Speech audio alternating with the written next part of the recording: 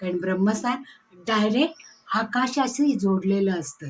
म्हणजे आकाश तत्वाची एनर्जी ब्रह्मस्थानामध्ये यावी अशा पद्धतीचा विचार घर बांधताना केला जातो.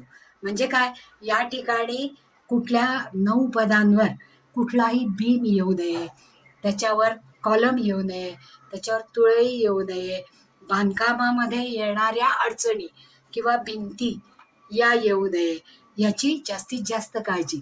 म्हणजे हा भाग कायम मोकळा आणि हलका राहायला पाहिजे.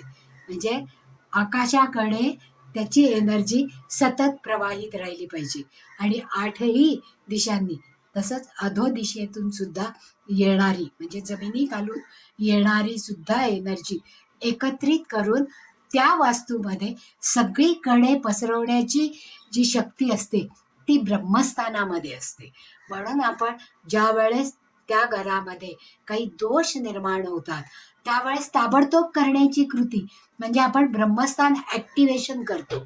मग ते कुठल्याही दिशेमधला दोष असू दे, कट असू दे किंवा जे काही अडचणी आलेल्या आहेत, उत्तर पूर्व बंद आहे, दक्षिण वाढीव आहे किंवा पश्चिम कट झालेली आहे किंवा पश्चिम वाढीव आहे, अशासारखे त्या घरामधले जे दोष असतील त्या दोषाला कंट्रोल करण्यासाठी किंवा विदिशा वस्तू म्हणजे मुख्य दिशा कोपऱ्यांमध्ये गेलेल्या असतील आणि कोपऱ्यातल्या दिशा मुख्य दिशांच्या जागी आल्या असेल त्याला विदिशा म्हणतात. तर अशासारखे जे दोष असतात, कारण हे दोष मोठे असतात, अधो दिशेतून सुद्धा येणारी म्हणजे जमिनीखालून येणारी सुद्धा एनर्जी एकत्रित करून त्या वास्तूमध्ये सगळीकडे पसरवण्याची जी शक्ती असते ती ब्रह्मस्थानामध्ये असते.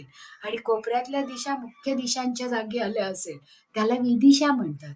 तर अशासारखे जे दोष असतात, कारण हे दोष मोठे असतात, 22.5 अंशापेक्षा जास्त दिशा जर फिरल्या तर त्याचा दोष त्या घरात राहणाऱ्या लोकांना अनुभवाला येतो.